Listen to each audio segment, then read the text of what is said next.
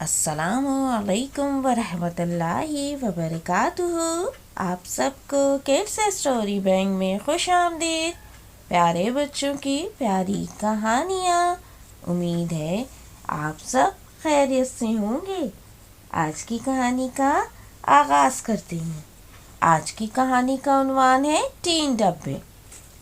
یارق صاحب آج بازار گئے تو گروسری کی دکان سے نکلتے ہوئے ایک شخص پر پڑی جو سامنے والی دکان سے کچھ سامان لے رہا تھا۔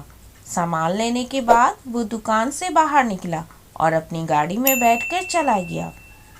یارق صاحب کو وہ شخص کچھ جانا پہچانا سا لگ رہا تھا، مگر ان کو یاد نہیں آ رہا تھا کہ انہوں نے اسے کہاں دیکھا ہے۔ دوسرے دن وہ صبح اپنے آفس جانے کے لیے روانہ ہو گئے۔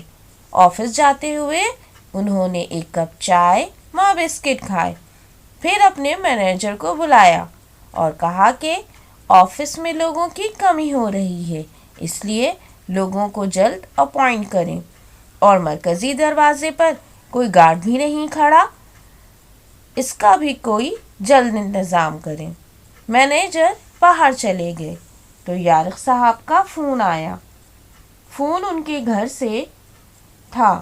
ان کی اہلیہ بہت پریشان لگ رہی تھیں اور کہہ رہی تھیں کہ زرناب کی طبیعت بہت خراب ہے، جلد گھر آئیں تاکہ زرناب کو ڈاکٹر کے ہاں لے کر جائیں۔ وہ فوراً ہی آفس سے نکل کر گھر کی طرف روانہ ہوئے اور اہلیہ کو گھر سے لیا اور ڈاکٹر کے ہاں پہنچے۔ وہ جیسے ہی ڈاکٹر کے کمرے میں داخل ہوئے تو انہوں نے اسی شخص کو منتظر پایا جو کل دکان سے سامان لے رہا تھا، اور یارق صاحب اسے پہچان نہیں پا رہے تھے۔ ڈاکٹر نے فوراً زرناب کا چیک اپ کیا اور کہا کہ پریشانی کی کوئی بات نہیں، میں نے انجیکشن لگا دیا ہے اور کچھ دوائیں بھی لکھ دی ہیں۔ یارق صاحب نے شکریہ کہا اور جانے لگے تو ڈاکٹر نے ان کو آواز دی اور کہا کہ آپ یارق صاحب ہیں نا؟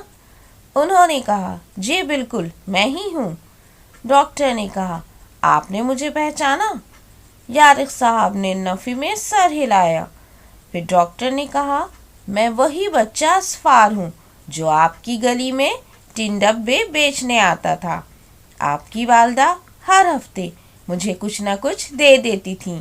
آپ کو یاد ہے ایک دن آپ کی والدہ نے آپ کے ہی ہاتھوں سے مجھے رسالے دیے تھے، میں نے اس کو گھر جا کر سنبھال کر رکھ دیا اور اگلے دن پھر میں آپ سے وہ رسالے پڑھنے آیا۔ آپ نے مجھے پڑھنا سکھایا۔ ہر روز آپ مجھے ایک کہانی سناتے اور اس میں سے مشکل الفاظ پڑھاتے اور ساتھ میں لکھواتے بھی۔ آپ تو جانتے ہی ہیں میرے والد کینسر میں مبتلا تھے۔ اس وقت میری حالت ایسی ہوتی تھی کہ میں ٹن ڈبے لے کر آتا اور بستر پر گر جاتا۔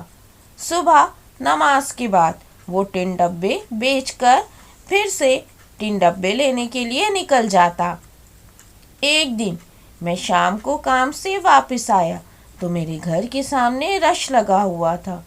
میں جب گھر میں داخل ہوا تو والدہ اور بہن رو رہی تھیں۔ میں سمجھ گیا کہ ابا کا انتقال ہو چکا ہے۔ پھر ایک ہفتے بعد میں آپ کے گھر آیا تو اپنے والد کے بارے میں بتایا اور اس حادثے کے بعد پڑھنے کی ٹھان لی۔ میں ہر روز آپ سے پڑھتا رہا اور آپ نے مجھے گورنمنٹ اسکول میں بھی داخل کروا دیا، اور آج میں اپنے ہی استاد کی بیٹی کا چیک اپ کر رہا ہوں۔ آج جو میں اس مقام پر ہوں وہ صرف آپ کی والدہ، اپنی ماں اور بہن کی دعاؤں سے ہوں۔ اور یہ کہتے ہوئے ڈاکٹر اسفار کی آنکھوں میں آنسو آ گئے اور یارق صاحب کے چہرے پر وہ مسکراہٹ تھی جو اپنے رب کا شکر بجا لانے پر ہوتی ہے۔ آپ سب سلامت شاد و آباد رہیں اور چینل کو سبسکرائب کرنا نہ بھولیں۔ فی امان اللہ۔